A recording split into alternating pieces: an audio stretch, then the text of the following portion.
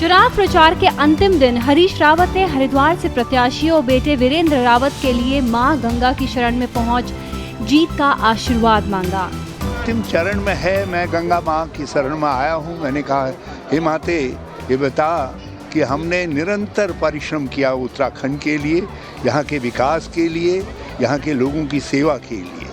मां गंगा की शरण में पहुंचे हरीश रावत बेटे वीरेंद्र की जीत के लिए प्रार्थना की। गंगा किनारे बेटे वीरेंद्र रावत के साथ हरीश रावत की पूजा अर्चना चुनाव में दिलाएगी जीत। 75 साल के हरदा ने बेटे वीरेंद्र रावत के साथ मां गंगा में लगाई डुबकी।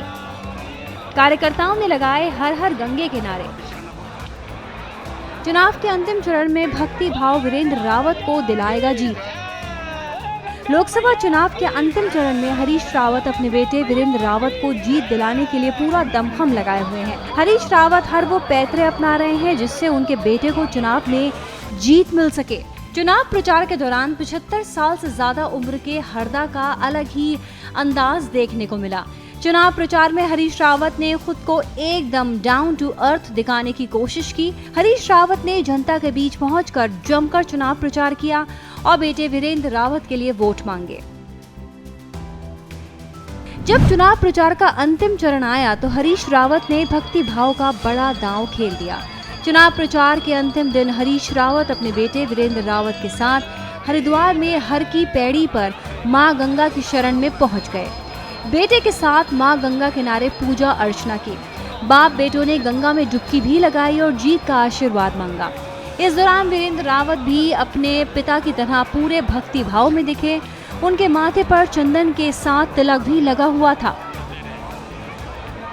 गंगा स्नान और पूजा अर्चना के बाद जब हरीश रावत ने कहा कि मैं मां गंगा की शरण में आया हूं, हमने लगातार अच्छा काम किया है, फिर झूठ बोलकर हमें हरा दिया गया। अंतिम चरण में है, मैं गंगा मां की शरण में आया हूं। मैंने कहा, हे माते, ये बता कि हमने निरंतर परिश्रम किया उत्तराखंड के लिए, यहाँ के विकास के लिए, यहाँ के लोगों की सेवा के लिए। और सब लोग आज भी कहते हैं कि 2014, 15, 16 में जो सरकार थी, उस सरकार की नीतियों के, उनके कार्यक्रमों की लोग प्रशंसा करते हैं। हमने अपने दरवाजे हमेशा सेवा के लिए, लोगों के लिए खोल करके रखे, लेकिन 2017 में एक झूठ बोल करके परिणाम को हाईजैक कर लिया गया। इसके बाद हरीश रावत ने बीजेपी पर हमला बोलते हुए जनता के हाथ जोड़कर प्रार्थना करते हुए कहा कि आप संरक्षक हैं। वहीं वीरेंद्र रावत ने भी बीजेपी के प्रत्याशी त्रिवेंद्र रावत पर तंज कसते हुए कहा कि वे सीएम रहते हुए कुछ नहीं कर पाए तो सांसद बनकर क्या करेंगे। मुझे डर है इस बात का कि फिर से कुछ झूठ गढ़ा जाएगा, फिर से धन की शक्ति, शराब की शक्ति इस चुनाव का अपहरण करना चाहती है। भाजपा अब जो है अपने धन बल से, पार्श्विक बल से और शराब के बल से इस चुनाव को अपनी तरफ मोड़ने की दुश्चेष्टा कर रही है। मैं हरिद्वार के मतदाताओं से और उत्तराखंड के मतदाताओं से प्रार्थना करना चाहता हूं कि आप ही हमारा संरक्षण करें।